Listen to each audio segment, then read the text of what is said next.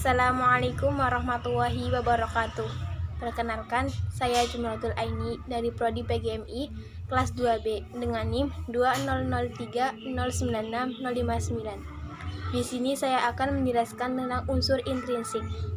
Pengertian unsur intrinsik. Unsur intrinsik merupakan bahan penyusun karya sastra yang bersumber dari karya itu sendiri atau unsur pembentuk dari dalam. Unsur intrinsik meliputi 1. Tema. Tema merupakan suatu hal yang menjadi pokok masalah dalam cerita. Contohnya tema persahabatan, tema komedi, dan tema kesedihan. 2. Plot atau alur. Plot atau alur merupakan jalan cerita berupa rangkaian peristiwa dari awal sampai akhir. Alur dibagi menjadi 3, yaitu alur maju, alur mundur, dan alur campuran. Rangkaian peristiwa dalam alur maju berawal dari masa awal hingga masa akhir cerita dengan urutan yang teratur dan beruntut. Rangkaian peristiwa dalam alur mundur berawal dari masa lampau ke masa kini dengan susunan waktu yang tidak sesuai dan tidak beruntut.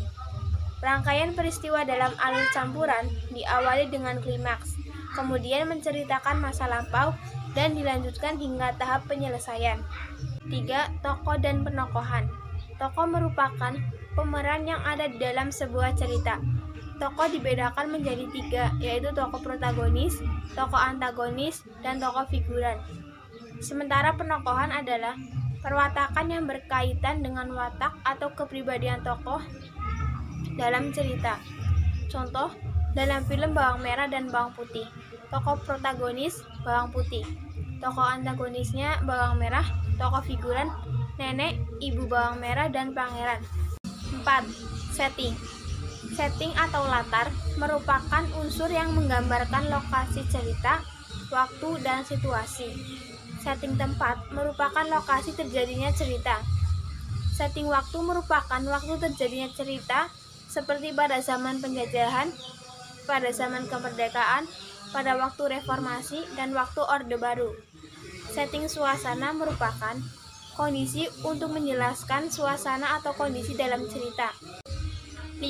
Sudut pandang. Sudut pandang merupakan posisi pengarang dalam menggambarkan cerita dan dibedakan menjadi 4. Adapun keempat sudut pandang itu meliputi 1. Sudut pandang orang pertama pelaku utama.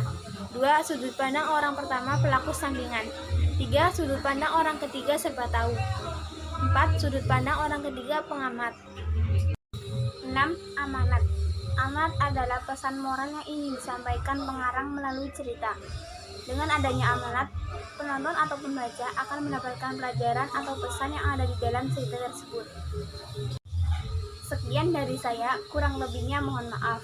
Wassalamualaikum warahmatullahi wabarakatuh.